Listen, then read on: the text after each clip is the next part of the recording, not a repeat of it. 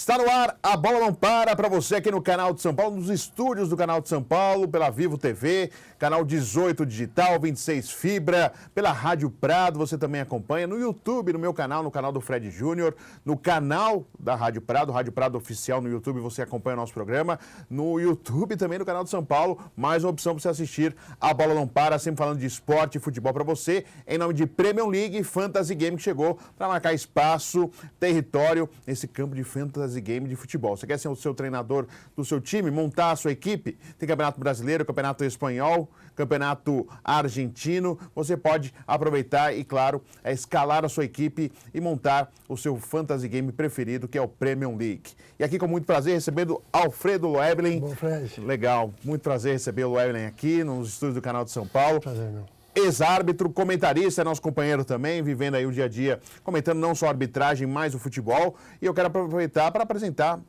o Loeblen para quem não conhece o jovem. Né? Não faz tanto tempo que você parou, né, Loeblen? Mas assim, já. Não faz, eu também caio nessa, sabe por quê, Loeblen? A gente acha que assim, 2000, por exemplo, não é tão longe a gente pensar, verdade. são 18 anos, mas tem molecada que nasceu em 2000 e tá vendo a gente agora que não conhece tanto a sua história. Quanto tempo na arbitragem, Loeblen? Primeiro agradecer o convite. Eu que agradeço essa casa que sempre me tratou com muito carinho.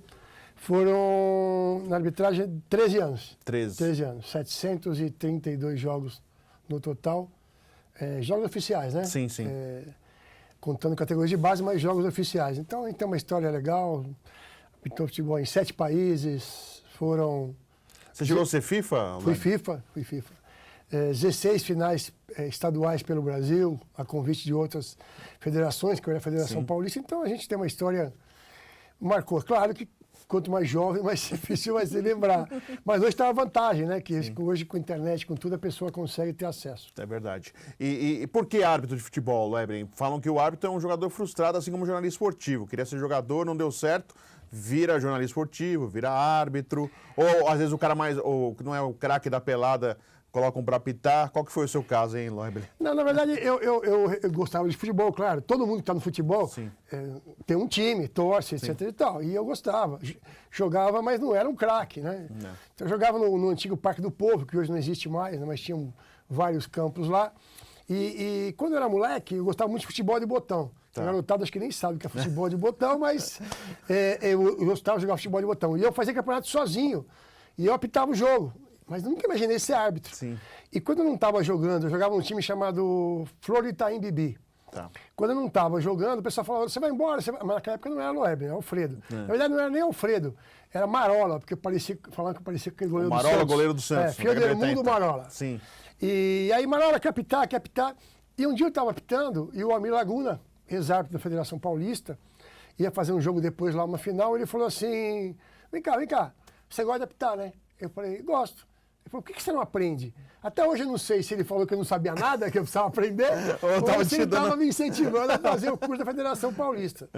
E aí eu fui fazer o curso da Federação Paulista em 1990. Tá. E eu não esperava chegar à FIFA. E naquele momento eu bati o recorde de menos tempo para chegar na primeira divisão. Foram 4 anos. E depois quem quebrou aquele recorde que é um cara que eu apitava muito, que é o Paulo César Oliveira. Sim. Mas foi muito rápido chegar à primeira divisão em 4 anos. E claro que cada vez mais a arbitragem está tomando uma dimensão muito grande, né? Mas na sua época já, Loeblen, já existia isso, né? Essa cobrança em cima do árbitro, com mais recursos de câmera, por exemplo. Você já pegou já essa época, né? Que as câmeras já começavam a mostrar mais coisas, sendo até, entre aspas, covarde com o árbitro, que só tem uma visão de um lance. Não a câmera que tem, as câmeras que têm visões diferentes de um mesmo lance. Como que era conviver com isso? Exatamente porque a cobrança é desleal para o árbitro, né? Até porque não é uma profissão, né? É mais uma atividade, né? Esse é o problema, não ser uma profissão. Quer dizer, o cara tem que trabalhar numa outra função para depois apitar um jogo. Então, eu cansei de trabalhar até 6 da tarde. Você fazia o quê quando você arbitrava? Então, quando eu comecei a apitar, eu era professor de Sociologia e Geografia. Aí, quando eu comecei a viajar muito, que óbvio que vai te prejudicar, eu montei uma agência de turismo. Para poder ter um tempo eu de viajar. Você tinha funcionário, tinha tudo. Mas não dava, porque assim, você trabalha até às 6 da tarde e apitar um jogo à noite, ou então você pegar o carro da federação 8 da manhã para apitar um jogo em Araçatuba à noite, o estado físico, o estado mental não é o ideal. Sim. Então você é cobrado como profissional, mas é tratado como amador. Agora, o árbitro sabe disso. Então, quando ele vai fazer parte do processo, quando ele vai entrar na carreira, ele tem que entender isso daí. Então, ficar reclamando depois, é igual casamento, o cara conhece a mulher antes de casar. Depois que casou, pô, minha mulher é chata, minha sogra é um pé, não quer, meu cunhado não vale nada. Não dá, gente. Você precisa conhecer antes. A arbitragem é a mesma coisa. Mas e essa cobrança das câmeras? Como que você lidava com isso, Evelyn? Eu sempre tive eu tinha alguns amigos, eu tenho, que são psicólogos. Sim. E a gente conversava muito sobre essa questão no começo da minha carreira. Ele falou, meu, você tem que botar na cabeça o seguinte, você sai de casa para prejudicar alguém? Não. Sim. Então, o que a câmera vai mostrar, porque tem 3 jogos. É o jogo do campo. Você está sempre dentro do campo, você é um cara que viveu isso, o campo não é reto. Ele tem uma ondulação em função da drenagem. Então, você não vê as linhas do campo nem nada. Então, errar um pênalti que foi fora ou vice é coisa normal. Você tem o campo, o jogo da arquibancada, que já é uma visão diferente. Mais ampla, né? E você tem o jogo da televisão, que compensa a iluminação, que tem várias câmeras. Quer dizer, ninguém fala, mas, pô, às vezes estão tão mal colocados os holofotes, vê na cara do jogador, na cara do árbitro, é difícil. Então, eu acho assim, não pode ser uma desculpa, entendeu? Não pode ser uma forma de você tentar minimizar seus erros. Claro. Mas como eu saí de casa para não prejudicar ninguém, chegava em casa, errei. Você vê na televisão, putz, não dei um pênalti, ou dei um pênalti, ou expulsei errado, faz parte. Grande jogo que você apitou, você teve um grande jogo ou teve grandes jogos que você apitou, Evelyn?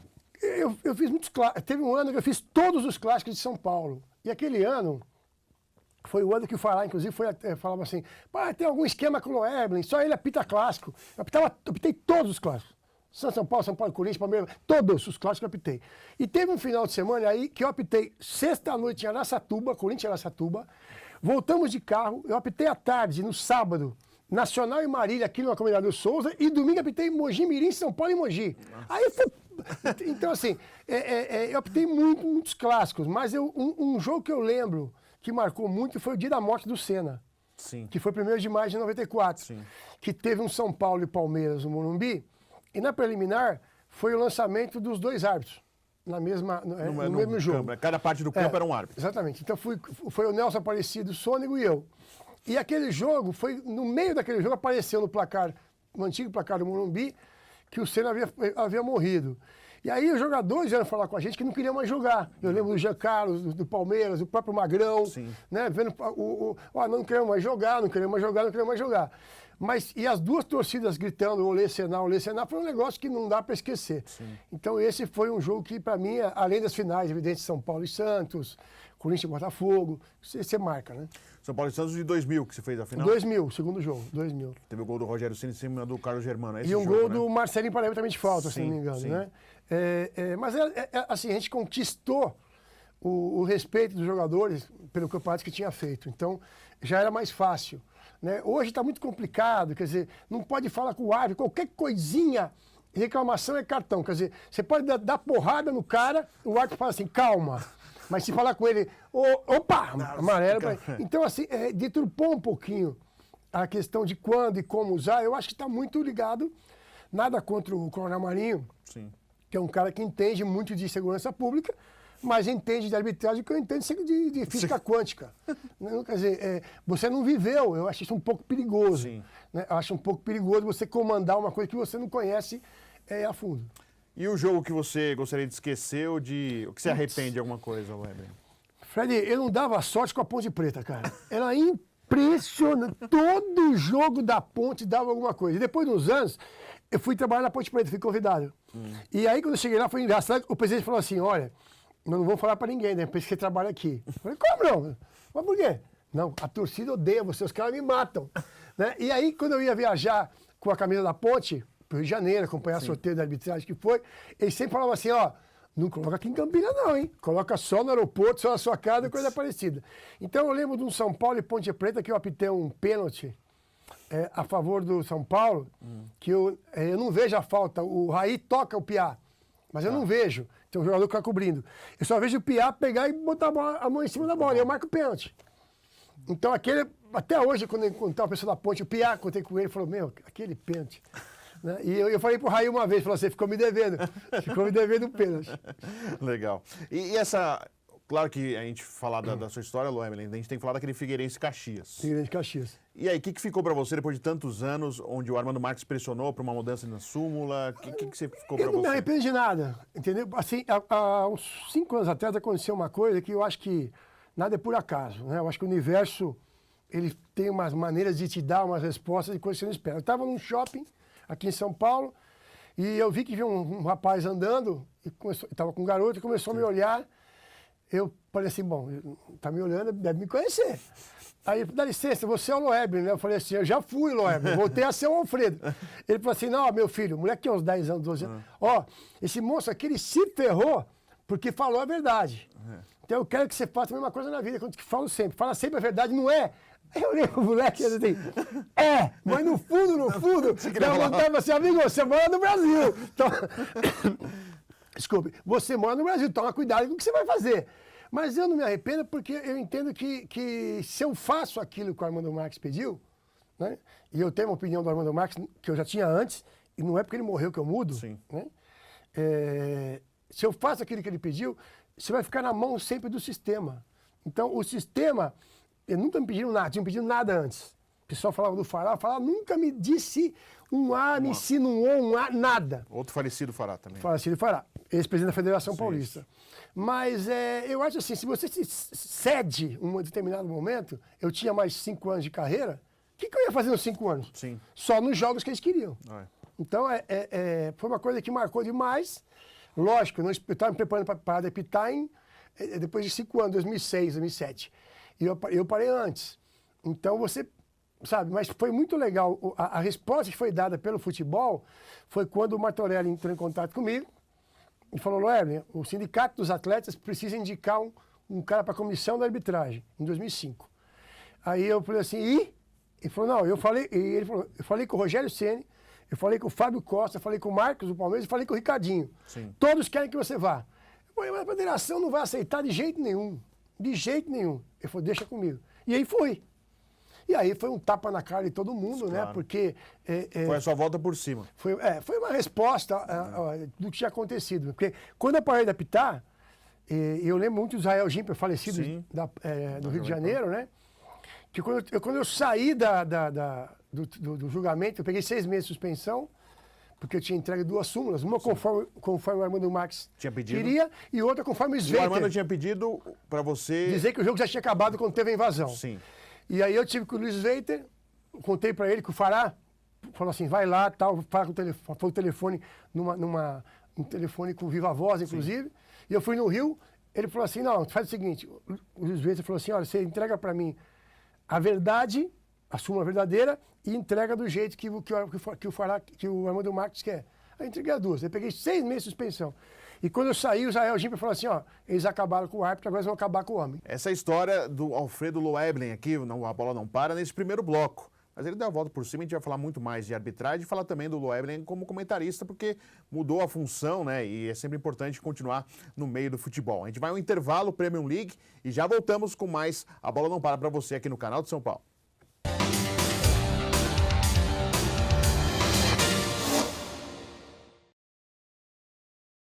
Estamos no intervalo da Bola Não Para, mas sempre em nome de Premier League. Eu estou ao lado do Rafael Pianucci, vocês já conhecem, um dos sócios da Premier League, e sempre com boas notícias para você que está aí, conhece o Premier League, ou se não conhece, ele vai contar um pouquinho para vocês ficarem com vontade e baixar o aplicativo. Rafael, estamos tendo aí Champions League, uma grande novidade do Premier League para quem quer viver e vivenciar essa competição tão badalada na Europa.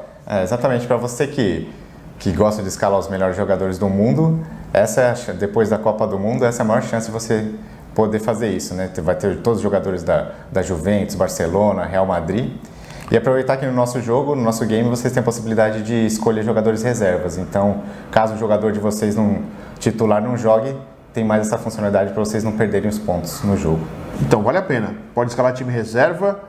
É 1 hora antes de cada partida? 1 hora do início do primeiro jogo de cada rodada. Bacana. Ou seja, Champions League, você sonha, você brinca aí, quer jogar com os amigos, conversar de futebol de uma maneira diferente? Baixe o aplicativo no seu celular ou se não, entre no site www.premiumleague.com.br e não é só Champions League. Tem o Campeonato Brasileiro, o Campeonato Argentino, o Campeonato Inglês, Campeonato Espanhol. Você vai gostar. Vai lá, Premier League para vocês.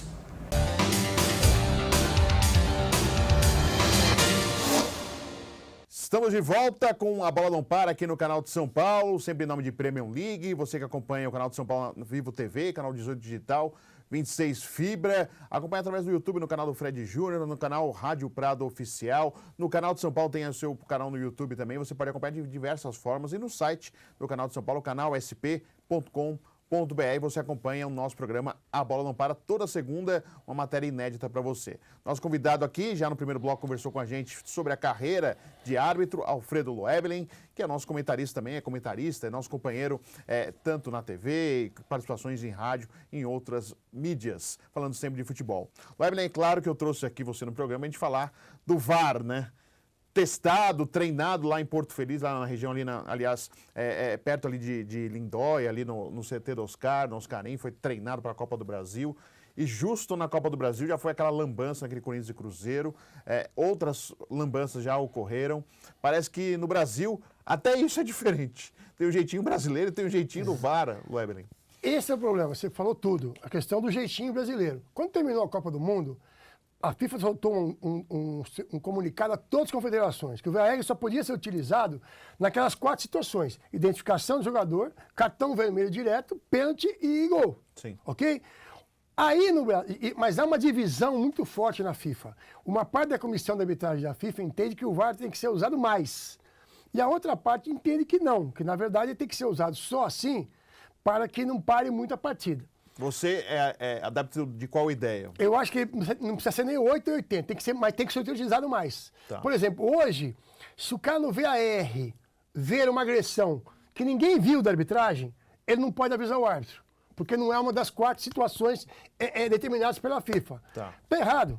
Mas também está errado o jeitinho brasileiro, que é o quê? Não pode e eu aviso.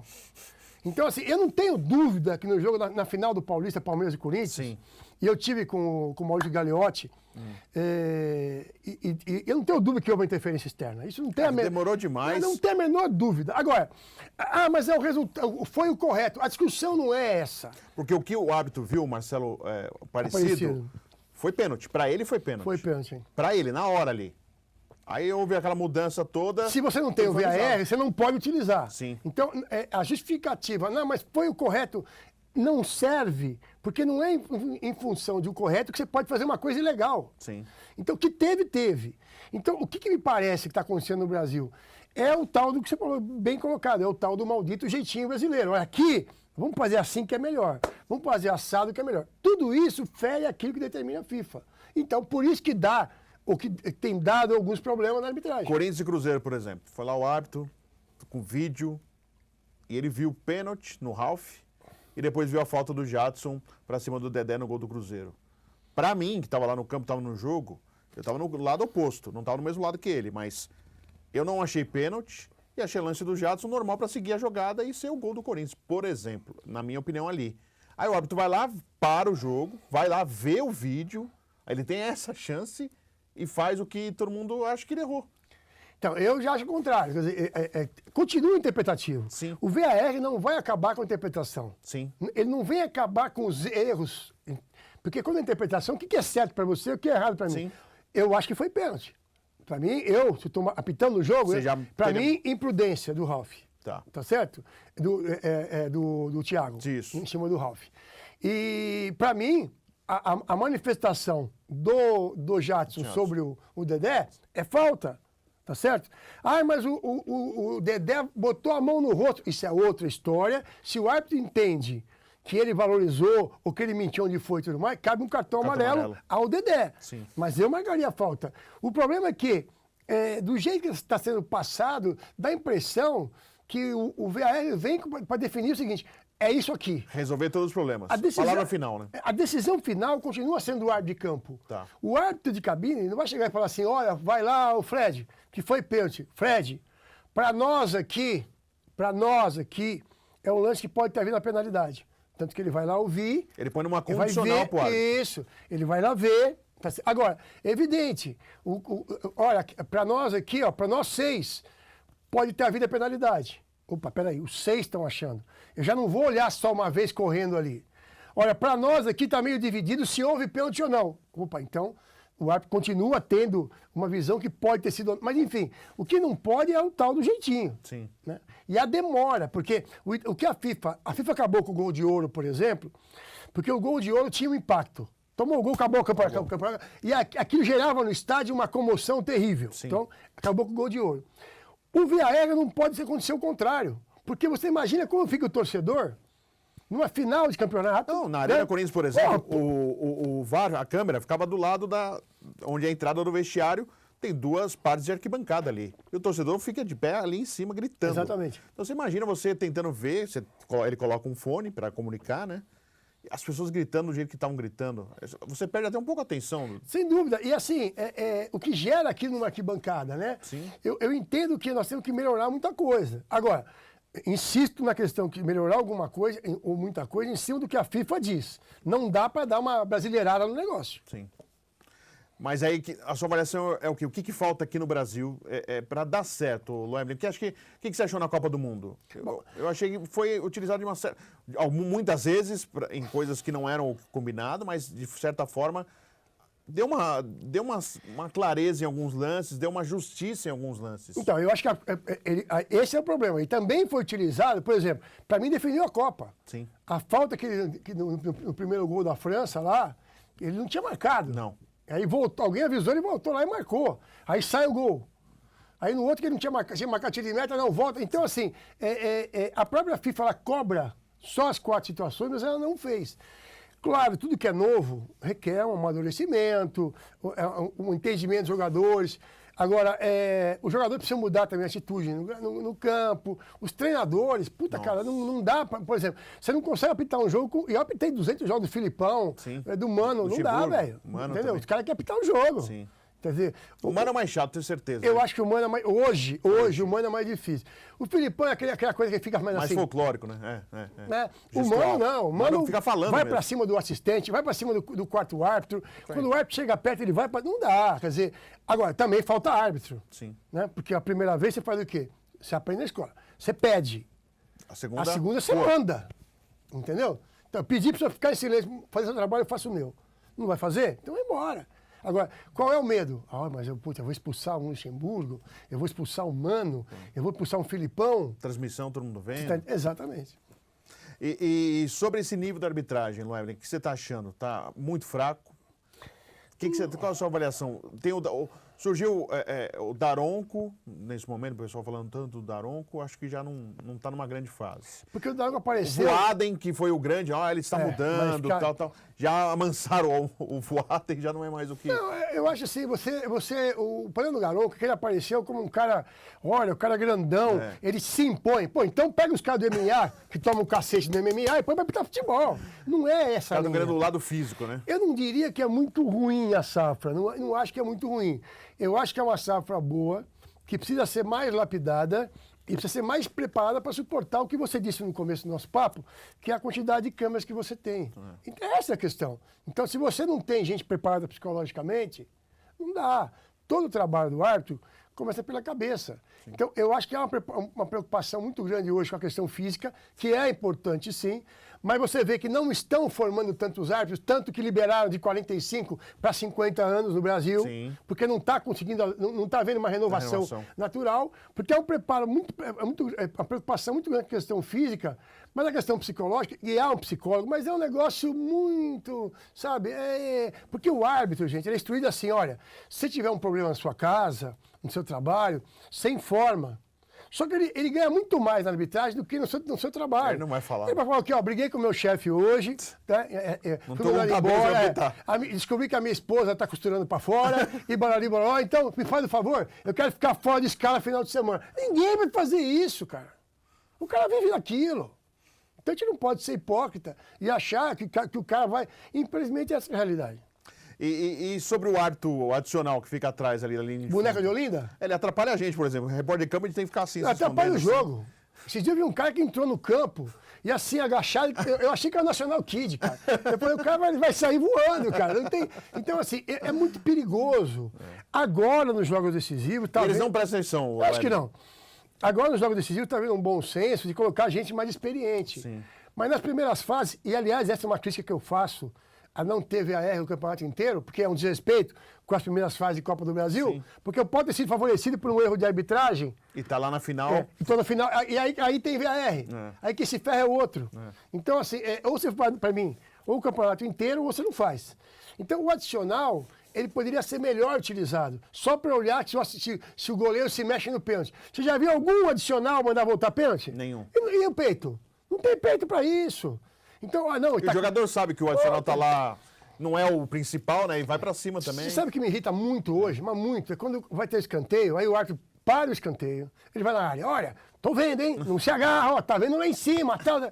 Você já viu algum árbitro marcar pênalti assim? Difícil. Então por que para? Prega como se fosse, eu sou o defensor aqui das leis, das regras. Weblen, você viu muitos jogadores, né? Assim, a gente sabe que não é saudosismo, mas tecnicamente a gente tá ficando enfraquecido. Os clubes, se a gente pegar, um ou outro tem mais que um ídolo. Difícil, raro. Você pegou times que tinham vários ídolos. Sei. Como que você vê o nível técnico hoje de futebol, Weblen?